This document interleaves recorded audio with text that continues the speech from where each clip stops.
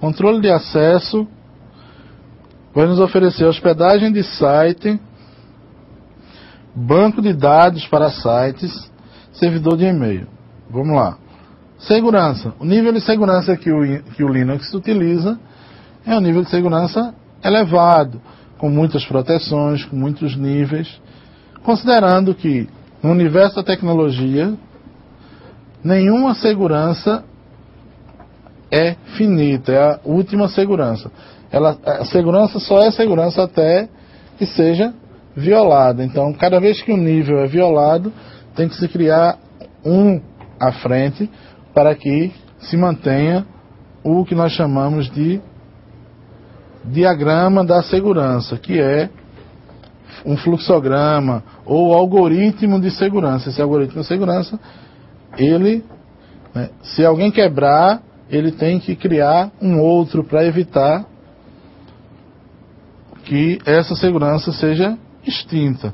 Então, o nível de segurança do Linux é um nível excelente, né? Tem características que os sistemas Unix têm. Ele trouxe isso de lá do Unix, que é um sistema operacional que roda em mainframes, grandes computadores, né, de corporações mundiais. Então, os mainframes que utilizam o Unix deram origem a esse nível de segurança do Linux, né, que é um nível alto. Proteção contra vírus. Nessa proteção contra vírus, implica dizer que a grande maioria dos vírus não são criados para o ambiente Linux. Ou seja, o tipo de arquivo que o Linux trabalha é diferente. E aí os vírus não infectam o Linux. Até porque o grande mercado, a maior fatia do mercado de sistemas operacionais é o Windows. Mas, logo, a maioria dos vírus são criados para Windows e não são criados para Linux. Mas hoje já existe antivírus para Linux, né? Já tem na internet antivírus que você instala no Linux. Isso quer dizer que em algum momento alguém entendeu que o Linux um dia vai ter vírus, né? Isso é uma visão de mercado.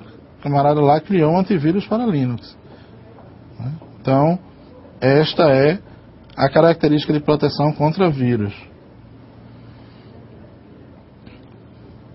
Controle de acesso. Vamos dar uma olhadinha na nossa tela. Controle de acesso. O controle de acesso, né, permite que eu tenha limites e caminhos específicos. Ou seja, quando eu crio um usuário, ele vai ter um limite, um ambiente que ele pode acessar e vai ter um caminho. Eu não vou poder ter invasões de usuários. Um usuário não fica vendo a informação do outro com muita facilidade no Linux, a não ser que ele tenha permissão, tenha direito de administrador e outras coisas. Então, o controle de acesso no Linux é muito rígido. Você só entra através de usuário e esse usuário tem os limites que lhe cabe. Eu configuro o usuário para ter os limites que lhe cabe. E ponto final. Cada um vai acessar, cada um vai cuidar da sua área, do seu ambiente. Hospedagem de site, eu posso ter um servidor de internet, um Linux instalado como um servidor de internet. Então, logo, se é servidor de internet, eu posso hospedar nele sites, para que as pessoas externamente tenham acesso àquele site, à sua página, a página que você hospedou de um cliente, ou coisa assim. Banco de dados para site também, a mesma regra da hospedagem. Cada vez que eu hospedo um site, se ele utilizar banco de dados, eu posso colocar dentro do ambiente o banco de dados desse site. Como servidor de e-mail,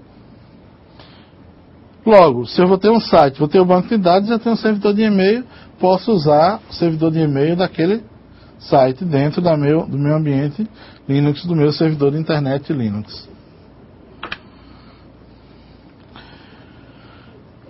Um servidor de serviços. Vejam aí que nós temos alguns serviços. Esses serviços são instalados pode ser instalado durante a sua instalação do Linux, pode ser instalados depois. Essas condições de serviço são opcionais, né? Existe um padrão, mas eu posso optar, né? Então, falando de serviços, vamos falar desses 4 serviços que estão aí na tela de vocês, para que nós possamos entender cada um deles e saber onde é que o Linux vai atuar.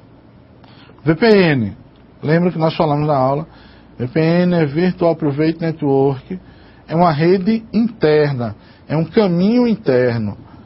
Eu tenho, por exemplo, vamos imaginar a seguinte situação: eu tenho uma matriz e tenho as filiais, e eu preciso que a matriz se conecte com a filial, e todas as informações das filiais caiam diretamente dentro da matriz. Em todas elas eu tenho internet, então eu posso criar um VPN para que elas se comuniquem e acessem as informações na matriz. A VPN é um canal específico, então por esse caminho só vai passar essa informação, não vai passar outra informação, só aquela que eu defini.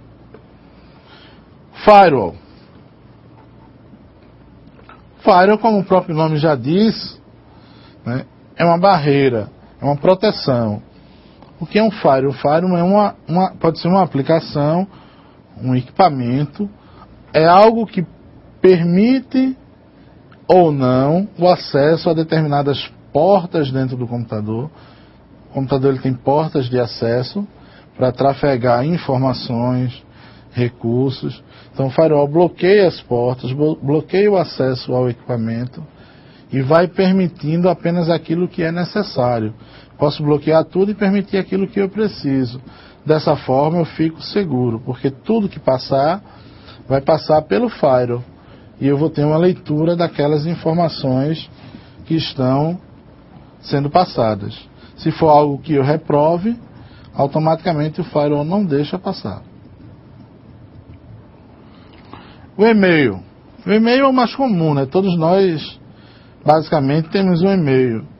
O e-mail passou a ser nosso segundo endereço. Nós temos o endereço de casa e temos o e-mail. Então, o e-mail, que é uma ferramenta muito difundida, muito utilizada, hoje pode estar dentro desse servidor de serviço do Linux. Eu posso controlar aqui os e-mails da empresa todo e todos eles ficarem cadastrados no servidor de e-mail e enviar conforme a minha filtragem. Por exemplo, eu posso bloquear no meu servidor de e-mail e-mails de propaganda. E-mails de propaganda que permitem que enchem minhas caixas de e-mail. Não tem nenhuma necessidade daqueles e-mails. Então, você tem muito e-mail marketing que mandam para os seus e-mails quando você faz um cadastro em algum lugar. Tenha certeza que daqui a uns dias você vai começar a receber e-mails marketing, ou seja, propagandas de diversos lugares e empresas. Okay? E o servidor de DHCP, que tem como finalidade, né, permitir que nossa rede tenha uma interação melhor. Essa é a melhor definição para o DHCP. Eu tenho uma rede de fácil utilização. Todos os meus computadores usam um endereço chamado endereço IP. E este servidor de DHCP, vai permitir que os computadores conversem entre si, tenham um endereço físico de forma automática, né, a partir de algumas coisas que nós vamos ver mais à frente. Eu trouxe para a gente, né, uma revisão também sobre, né, o serviço ou o servidor de DHCP no Ubuntu. Trouxe o processo de instalação que eu vou novamente mostrar para vocês. Mas antes eu queria compartilhar com vocês essa definição do DHCP. É uma aplicação que permite que as máquinas sejam reconhecidas automaticamente dentro de uma rede. Por quê? Porque elas vão receber um número físico, um IP, para cada máquina conectada. Se chegar um notebook de uma visita que eu recebi, tiver uma rede sem fio, e essa rede estiver ligada no DHCP, eu coloco o notebook, ele vai reconhecer automaticamente, vai pedir a minha